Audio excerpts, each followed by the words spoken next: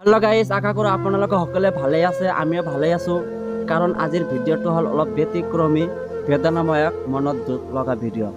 কাৰণ আমাৰ মুছলমান ধৰ্মৰ যিমান মানুহ আছে সকলোৰে কলিজাত মানে ছিঙি পেলাইছে। আপোনালোকক দেখাই আছো এইটো ভিডিঅ'। ইছলাম ধৰ্মৰ পবিত্ৰ কোৰাণক অপমান কৰিছে, ভৰিৰে লেতেৰা কৰি আছে। তেওঁক মানে আজি উচিত শিক্ষা দিয়াৰ কাৰণে আজি মই ভিডিঅ'টো বনাই আছো। এই কাপোৰত তক কৈছো, তোৰ যদি ইমান হোৱা থাকক বা দম থাকে আমাৰ আগত কিয় কোৰাণক অপমান কৰি আছা? কোৰাণটো হ'ল এটা অবুজ বস্তু বা সি একো বুজি নাপায়।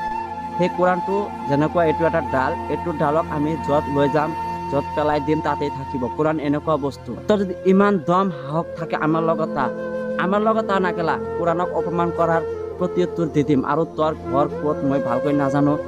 গাইজ, আমি এইটো মানুহৰ ফটো স্ক্ৰীনত লগাই আছো, আপোনালোকে ভালকৈ চাব। এইটো মানুহক ধৰিবই লাগিব, কাৰণ আমাৰ কলিজাত আঘাত কৰিছে, আমাৰ ইছলাম ধৰ্মৰ পবিত্ৰ কোৰাণক অপমান কৰিছে।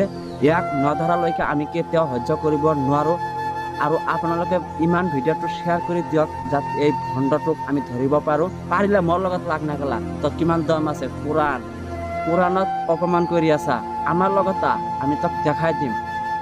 তো গাইজ, আজিৰ ভিডিঅ' ইমানতে শেষ কৰিলোঁ। আৰু আপোনালোকে যিমান পাৰে ভিডিঅ'টো শ্বেয়াৰ কৰি দিয়ক। এই ভণ্ডটোক ধৰিব লাগিব, আৰু এই ভণ্ডটোৰ ফটো স্ক্ৰীনত আমি ভালকৈ লগাই দিম।